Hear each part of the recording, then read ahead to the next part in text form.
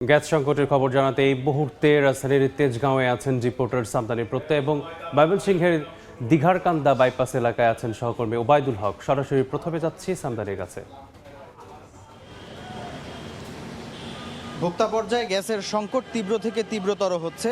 এই মুহূর্তে আমরা রাজধানীর তেজগাঁওয়ের একটি ফিলিং স্টেশনে রয়েছে এবং এখানে ফিলিং স্টেশনটিতে বর্তমানে সিএনজির সরবরাহ একেবারেই নেই। এখানে যারা সাধারণ গ্রাহক এসেছিলেন গাড়ি নিয়ে তারা আমাদেরকে জানাচ্ছিলেন যে তারা দীর্ঘ সময় ধরে অপেক্ষা করছিলেন। রাত থেকে অপেক্ষা করার পর আজ কিছুক্ষণ আগে তাদেরকে জানানো হয় যে সিএনজির কোনো সাপ্লাই আর নেই, অর্থাৎ লাইনের যে গ্যাস সেই লাইনের গ্যাস আর একদমই পাওয়া যাচ্ছে না।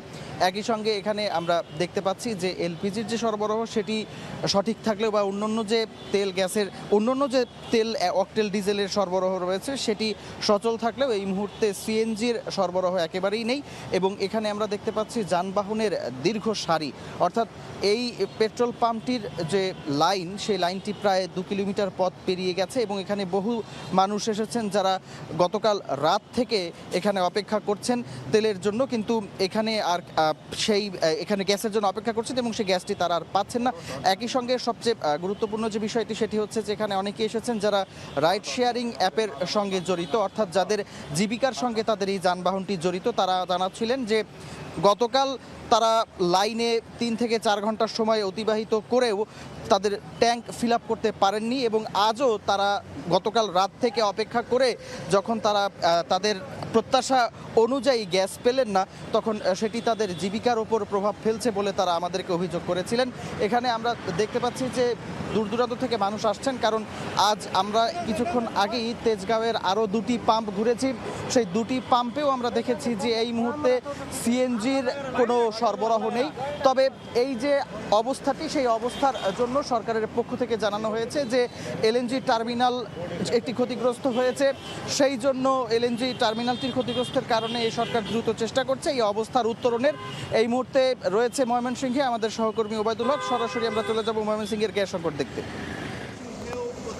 সিএনজি স্টেশনের সামনে যানবাহনের দীর্ঘ সারি রয়েছে এবং এই সারি কিন্তু আজই প্রথম নয়।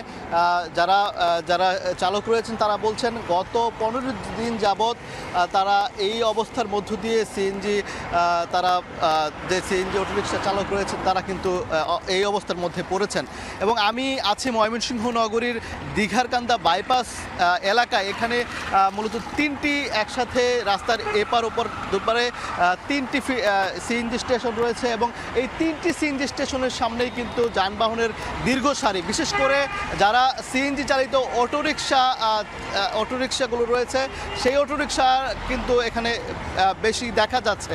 পাশাপাশি প্রাইভেট গাড়িগুলোও কিন্তু এখানে রয়েছে।